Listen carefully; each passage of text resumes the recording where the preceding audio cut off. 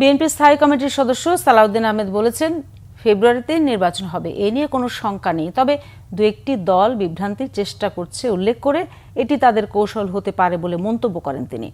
ফ্যাসিবাদ বিরোধী জাতীয় ঐক্য ধরে রেখে সুষ্ঠু নির্বাচন অনুষ্ঠানের প্রত্যাশার কথাও জানান। জামায়াতের সাথে নির্বাচনী জোটের কোনো সুযোগ নেই বলেও সাফ জানিয়ে দেন বিএনপির এই সিনিয়র নেতা। রিপোর্ট করছেন সিকান্দার রেমান। বিএনপির স্থায়ী কমিটির সদস্য বেগম সেলিমা রহমানের অভিযোগ, বিগত দিনে মুক্তিযুদ্ধের চেতনার কথা বলে বাংলাদেশকে শোষণ করা হয়েছিল। স্বৈরাচার পালিয়ে গেলেও শিল্পী নামধারী কিছু ব্যক্তি এখনো ষড়যন্ত্র করছেন।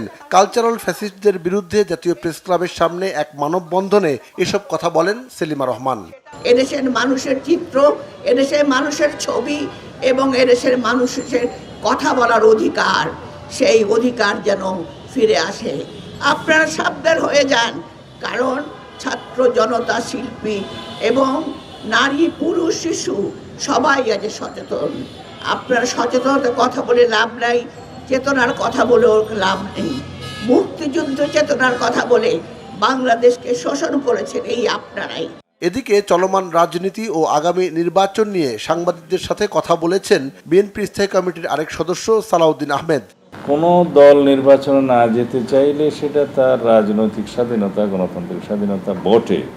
তবে আমরা আশা করব জনপ্রত্যাশার বিরুদ্ধে যে কোনো দল এই নির্বাচনে অংশগ্রহণ থেকে বিরত থাকবে, সেটা খুব স্বাভাবিকভাবে এদেশের জনগণ নিবে না।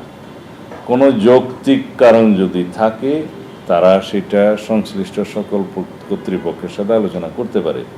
অন্তর্বর্তীকালীন সরকার, নির্বাচন কমিশন, জাতীয় ঐক্যমত্য কমিশন, এমনকি মাঠেও তারা তাদের সে বক্তব্য দিতে পারে। কিন্তু আগামীর নির্বাচন যারা বয়কট করবে বিভিন্ন ঠুনকো বাহানায়, তারা বাংলাদেশের জাতীয় রাজনীতি থেকে ভবিষ্যতে নিজেরাই মাইনাস হয়ে যাওয়ার একটা সম্ভাবনা থাকবে। আশা করি সেই ঝুঁকি কেউ নেবে না।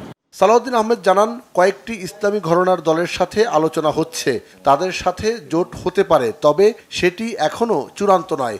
এর বাইরে বিগত দিনে আন্দোলনে যারা ছিল তাদের সাথেও জোট হতে পারে বলেও জানান তিনি। সিকান্দার রেমান, বাংলাভিশন, ঢাকা।